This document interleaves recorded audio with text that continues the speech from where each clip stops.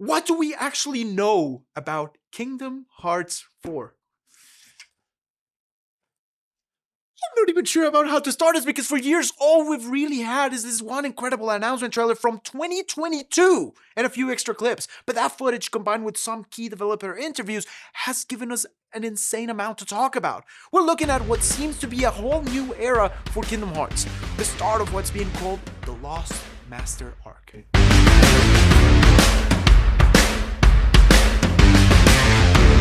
Hey everyone, Alonso here, and today we've got something really special for me, Kingdom Hearts 4 reveal trailer. Let's get right into it, okay? The first thing we see in the 2022 reveal is a strikingly modern and realistic apartment, and then there he is, Sora. He looks older, his design is way more detailed, and he's asleep on a couch. A calm female voice tells him he's been sleeping for 7 days since he arrived. This is our introduction to Quadratum, and it looks like a total game changer. This isn't just another Disney world. Quadratum is an expansive, realistic city inspired by areas of Tokyo like Shibuya and Aoyama. In fact, a narrator in the trailer, who many believe is the Master of Masters by the way, describes Quadratum as a sort of afterworld for people from Sora's reality. In interviews, director Tetsuya Nomura has called it a world of unreality or fiction. The idea is that for the people who live in Quadratum, the world is real, and Sora's world is a fiction world. This is messing with my head like a Matrix type of thing, okay? If you don't know, if the world looks a little bit similar or something, you've played it, all right? Kingdom Hearts 3 takes you on a Toy Story world, and then you can play a video game, right? You've played it, you've been there. This sets up a central theme for the game, the contrast between people from very different position and viewpoints. While some fans speculate Sora's apartment will be a home base where we see his daily life, this hasn't been officially confirmed as a gameplay feature. Then we see the person talking to Sora. And for anyone who played the mobile games, this was huge. It's no other than Strelitzia. Okay, for those who need a quick catch-up, Strelitzia was a Keyblade wielder from the ancient past, the age of fairy tales, who was tragically killed, by the way, in Kingdom Hearts Union Cross. Spoiler alert. She's also the younger sister of Marluxia's original self, Lauriam. Her being here, seemingly alive, is a massive mystery. She tells Sora they are in Quadratum, which she describes as an afterlife for people like them. Keyblade Masters, anybody? This whole opening establishes a new saga for the franchise, the Lost Master Arc. The Dark Seeker saga, the 20-year story, we celebrated the 25-year anniversary, guys, of Sora versus Xenohort. My goodness. This is the new beginning. A story reset that Nomura himself has even said being designed so newcomers can jump into the series more easily. Because let's be honest, between the different spin-offs, between the mobile games, between the handheld games, and obviously the first 3 games alongside with their 1.5, 2.5, 2.8, it gets a little bit messy, okay? Like nobody's Heartless and all of this stuff. I know it's a lot. Right? But there's various videos that explains the whole timeline. Good luck to your 9 hours of whatever day you choose to spend on. Okay. Back to the series being more digestible. The moment Sora steps outside, the sheer scale of this new world really hits you. We see Sora, with his brand new, more realistic character model, by the way, standing in a bustling city that looks incredibly similar to Shibuya. And then a giant mass of darkness swirls in the sky, forming into a colossal Heartless. It looks like a dark side, but unlike any we've seen before, it looks more vicious. It's massive, terrifying, and it towers over the skyscrapers. It looks more like Venom to me, right? Sora summons, obviously, his Kingdom Key and leaps into action. This is where we get our first real glimpse of the new traversal mechanics. He launches his Keyblade's keychain forward like a grappling hook, zipping up the side of a building.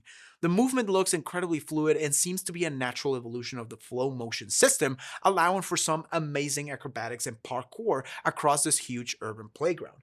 This reveal reminded me of when we saw on the previous Kingdom Hearts Sora fighting the Rock Titan. He runs up the side of a skyscraper, launches himself into the air, and dives straight towards the giant Heartless. Again, very similar to that release when you're riding the choo-choo train.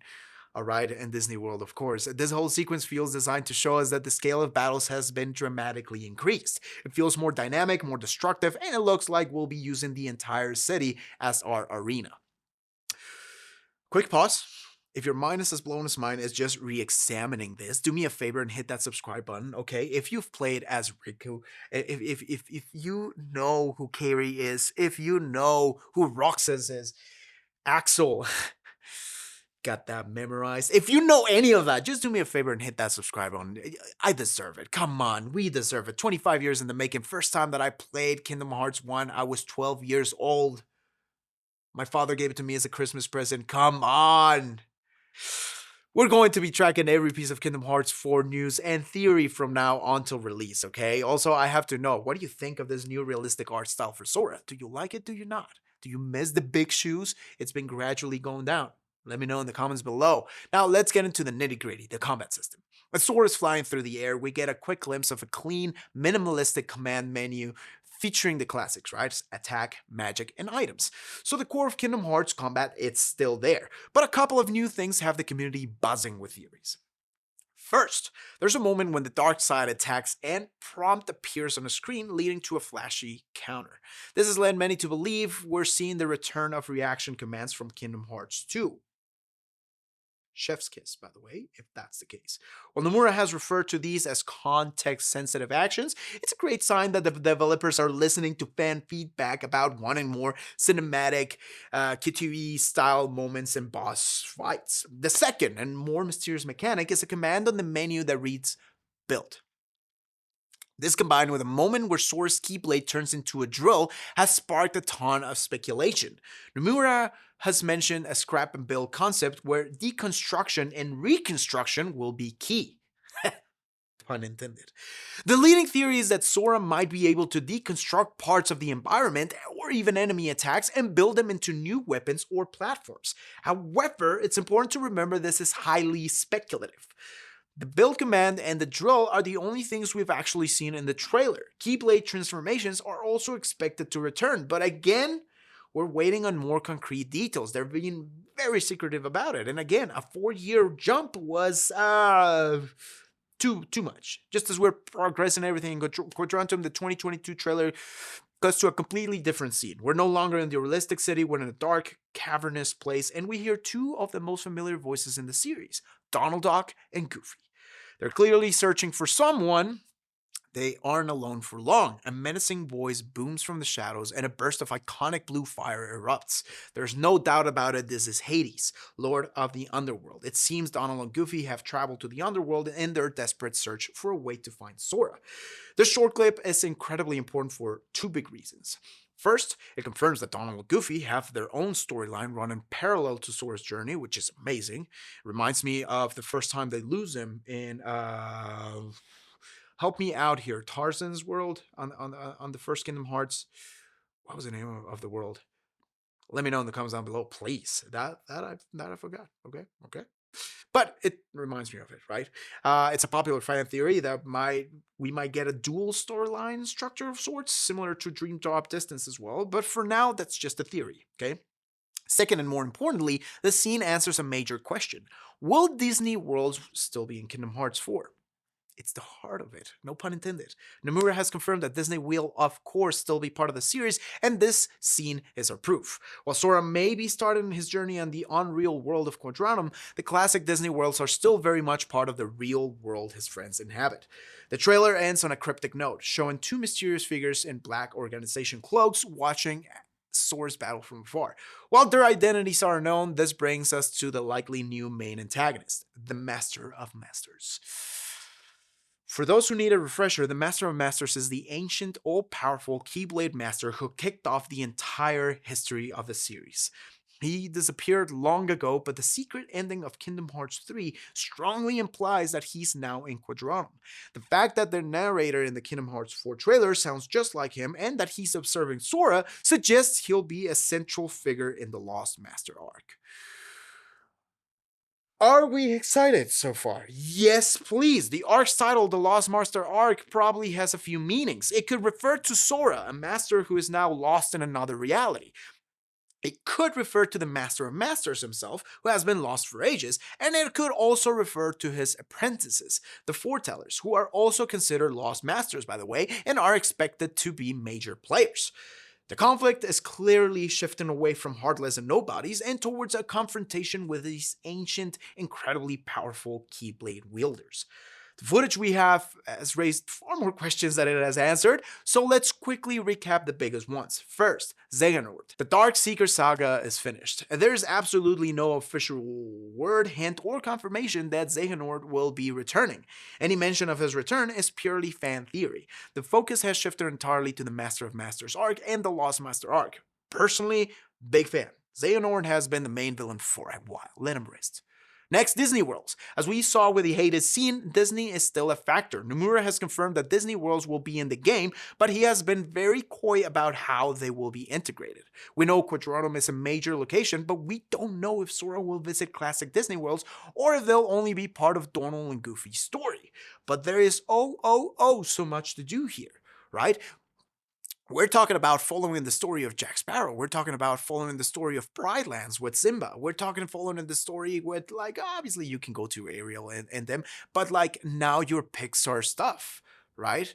There's so many stories. I mean, Monsters University would be fantastic to see that world. And by the way, there has sneakily been confirmed that Marvel and Star Wars will be playing a role there, now being part of Disney's IP. So, are we gonna see maybe a Keyblade type of lightsaber? I hope so. Finally, the most painful question: when is it coming out and on what platforms?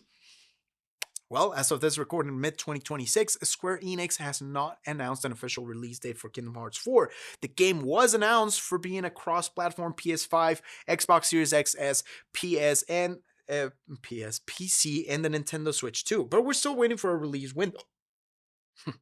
Anyone claiming to have a specific date is just speculating, okay?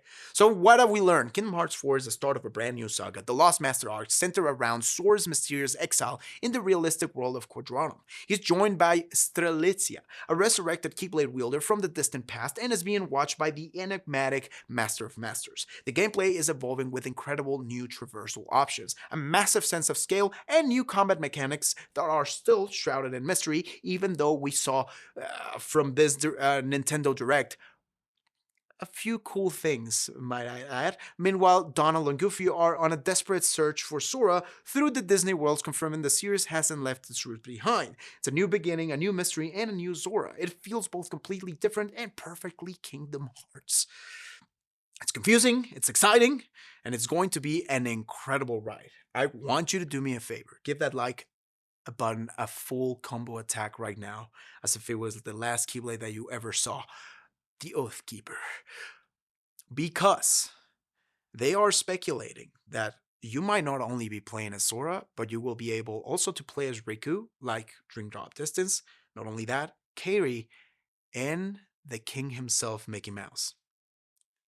That's a huge speculation, but if it's true and they have kind of like crossplay like that, count me in.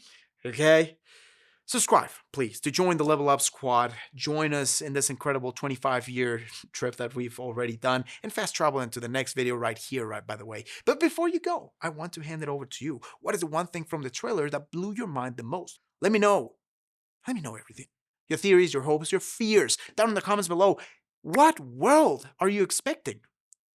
Is it Marvel? Avengers? Thanks for watching, gamer. Your taste is honestly unmatched.